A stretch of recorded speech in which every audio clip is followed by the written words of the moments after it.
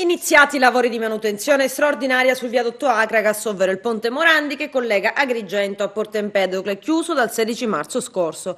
Si tratta della prima parte dell'intervento che l'ANAS dovrà eseguire. Riguarda il viadotto Acragas 2, ovvero il lato agrigentino. Torneranno così presto ad essere collegate, forse anche prima dell'estate, la via Dante con la zona del campo sportivo. Dall'avvio del cantiere sono previsti infatti, secondo quanto riporta un comunicato stampa dell'ANAS, 120 giorni. Il costo previsto, ma è da ripartire con il lato empedoclino, è di €500.000, soldi che serviranno per il risanamento delle travi ammalorate.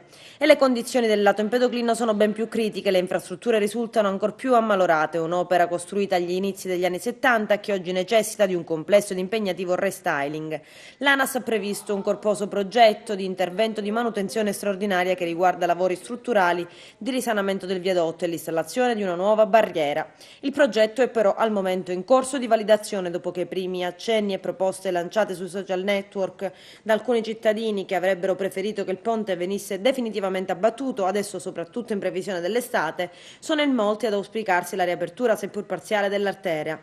La chiusura del viadotto ha triplicato il tempo trascorso in macchina di buona parte degli empedoclini e degli agrigentini.